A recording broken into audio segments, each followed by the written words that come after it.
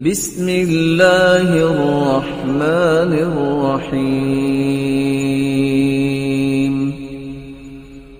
الحمدللہ رب العالمین والعاقبۃ للمتقین والصلاۃ والسلام علی سید الانبیاء والمرسلین اما بعد۔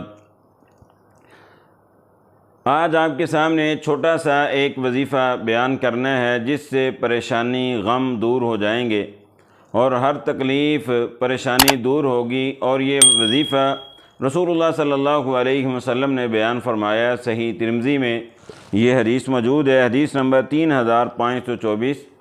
سیدنا انس بن مالک رضی اللہ تعالیٰ عنہ فرماتے ہیں کہ رسول اللہ صلی اللہ علیہ وسلم نے فرمایا، جس انسان کو بھی زندگی میں پریشانی آ جائے، مصیبتیں گھیرا ڈال لیں اور زندگی اس کی اجیرن ہو جائے اور وہ سمجھے کہ اب دنیا میں میرا رہنا جو ہے یہ مشکل ہو گیا ہے، اس قدر مصائب آلام جو ہیں اس کو گھیر لیں، تو آپ صلی اللہ علیہ وسلم نے فرمایا وہ کثرت کے ساتھ اس چھوٹی سی دعا کو پڑھے، یا حی یا قیوم برحمتک استغیث۔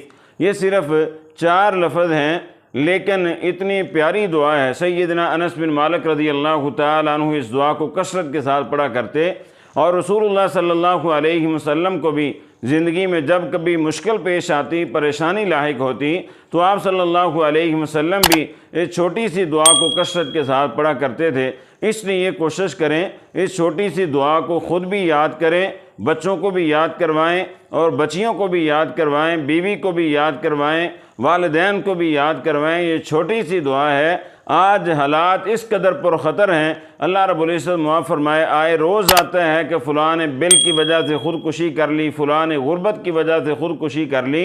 تو جو انسان یہ دعا چھوٹی سی پڑھتا ہے، یا حی یا قیوم، اے زندہ رہنے والے اور سب کو زندگی دینے والے، اے قائم رہنے والے اور سب کو قائم رکھنے والے، برحمتی کا میں تیری رحمت کے ساتھ استغیث میں فریاد کر رہا ہوں، مدد مانگ رہا ہوں، اللہ میری دعا کو قبول فرما لے، میری فریاد رسی فرما دے، تو اللہ رب العزت تو ضرور مدد فرماتا ہے۔ تو یہ چھوٹی سی دعا جیسے ہی آپ محسوس کریں گھر میں غربت ہے، تنگی ہے، پریشانی ہے، آپ بچوں سے کہیں، بچیوں سے کہیں کہ 100 مرتبہ سارے یہ پڑھیں، 200 مرتبہ پڑھیں، 300 مرتبہ پڑھیں۔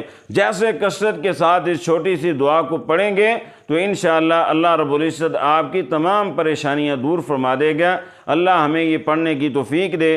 سبحانک اللہم بحمدک، اشہد ان لا الہ الا انت، استغفرک و اتوب الیک۔